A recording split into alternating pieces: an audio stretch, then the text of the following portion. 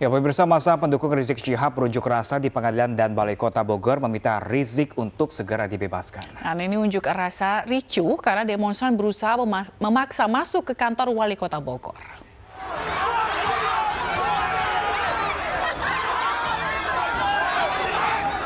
Inilah aksi para pendukung Rizik Syihab yang berusaha masuk ke kantor Wali Kota Bogor namun diadang aparat keamanan.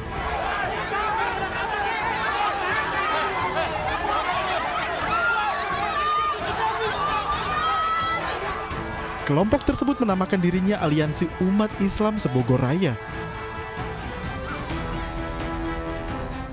Bersama dengan 3 putri Rizik, massa memaksa masuk untuk bertemu Wali Kota Bima Arya. Pendukung Rizik pun sempat bertemu dengan beberapa anggota DPRD Kota Bogor guna menyampaikan aspirasi.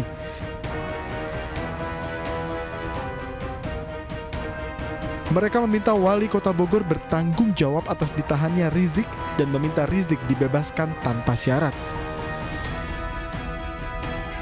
Dari Bogor, Jawa Barat, Furqon Munawar, iNews melaporkan. Rizik Syihab dan tim kuasa hukumnya hari ini akan menyampaikan pledoi pembelaan atas tuntutan jaksa penuntut umum untuk perkara tes swab di Rumah Sakit Umi Bogor. Dan informasi selengkapnya kita akan bergabung dengan Hasbiullah di Pengadilan Negeri Jakarta Timur. Selamat pagi Hasbiullah. Ya, Hasbi, bagaimana? Selamat pagi Zila dan juga Pram. Baik, Hasbi, bagaimana kondisi di sana? Kalau kita lihat kan di Bogor sebelumnya ini sempat ricuh begitu. Apakah di sana ada penjagaan yang ketat begitu menjelang nanti sidang? Ya baik Zila, berhubungan dengan adanya kericuhan yang ada di Bogor, kemudian kami di sini belum melihat adanya pihak pengamanan berlapis yang datang, namun ada beberapa kendaraan tadi, mulai dari kendaraan Sabara dan juga dari Korps Satlantas sudah mulai melakukan apel, namun kami belum mengetahui apakah nantinya mereka akan menerjunkan pasukan berlapis atau tidak, dikarenakan ketika kami tanyakan mereka belum siap untuk menyebutkan berapa jumlahnya karena mereka saat ini masih bersiap untuk apel. Namun tadi sejumlah TNI dan juga pihak kepolisian nantinya akan menjaga di sekitaran ataupun di luar PN Jakarta Timur ini. Kemudian seperti biasa tentu tidak boleh sembarangan orang masuk ke dalam. Bahkan wartawan saja nanti pada pukul 10 baru bisa mengakses ke dalam ruang ataupun juga di luar ruang PN Jakarta Timur. Hanya ada plasma TV di sana yang bisa kami akses dan tidak boleh masuk atau mengganggu adanya sidang. Dan tentunya dengan adanya kericuhan di Bogor ini, nanti antisipasi dari pihak kepolisian akan menutup jalan atau tidak, ini tentu akan kami tanyakan setelah apel yang dilakukan oleh Polres Jakarta Timur. Zila dan juga Pram. Ya, Hasbi, rencananya pukul berapa pembacaan pledoi ini akan digelar pada hari ini? Ya baik Pram dan juga Zila, tentu nanti adalah sidang lanjutan. Dan sebelumnya ada sidang di tanggal 3 Juni 2021, itu adalah tuntutan JPU, di mana Rizik Syihab dinyatakan atau dituntut oleh JPU 6 tahun penjara atas kasus swab tes di Rumah Sakit Umi Bogor. Kemudian juga dalam pledoi ini akan berlangsung cukup menarik tentu dikarenakan saat menghadirkan saksi-saksi saja, mulai dari Wali Kota Bogor Bima Arya, kemudian juga ada Satgas Kota Bogor di sana. Rizik Syihab diberikan kesempatan oleh majelis hakim untuk berbicara, dan akhirnya Rizik Syihab banyak membantah atau juga memberi kesaksian lain daripada pandangan para saksi saat itu. Apalagi saat ini kesempatan Rizik Syihab untuk menyampaikan pledoi-pledoinya dengan juga kuasa hukumnya nanti yang biasa hadir adalah Aziz Syanwar, dan juga kami akan menyaksikan secara langsung apakah nanti akan ada perdebatan lagi antara jaksa penuntut umum dan juga Rizik Syihab.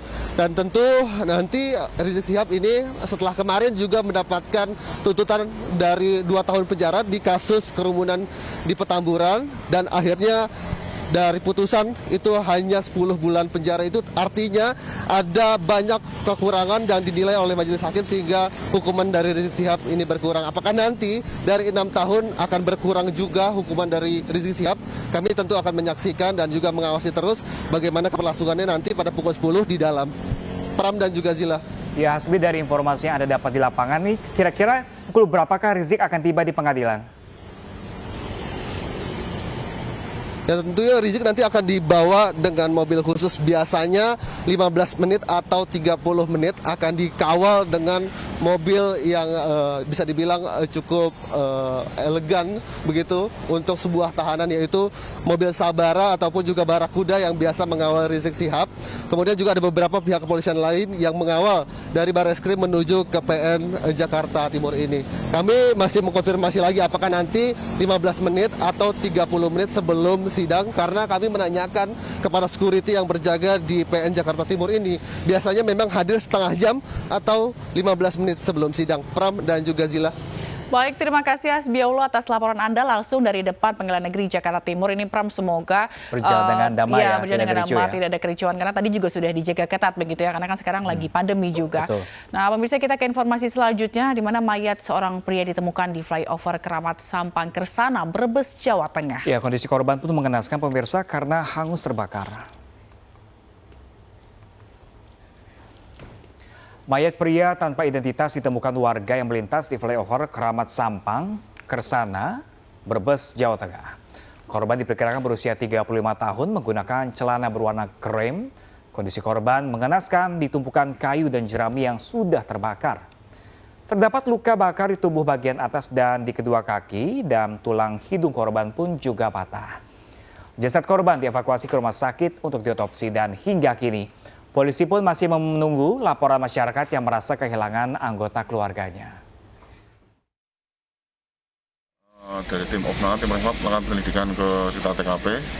Cek TKP dibantu dengan Reskrim Polsek Kersana. Untuk korban dibawa ke rumah sakit untuk dengan identifikasi untuk cek identitas korban. Kalau jenis kelaminnya korban apa, Pak? Jenis kelamin laki-laki, diberikan kira-kira umur 35 tahun. Selain di sekitar di sekitar TKP yang ditemukan apa lagi, Mas? Di TKP ditemukan helm gojek sama korek api. Oke, siap.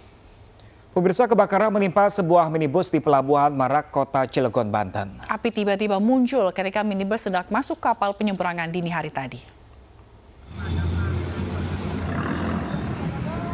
Kejadian berawal dari asap disertai api yang muncul dari bagian bawah mesin minibus. Diduga terjadi korsleting listrik. Beberapa petugas di Pelabuhan Merak, Cilegon, Banten langsung berusaha memadamkan api. Namun api dengan cepat membesar dan menghanguskan minibus dengan plat nomor 1074 NMQ ini. Tidak ada korban jiwa dalam insiden kebakaran ini. Pengemudi dan sejumlah penumpang minibus berhasil menyelamatkan diri. Namun rencana menyeberang ke Lampung pun batal.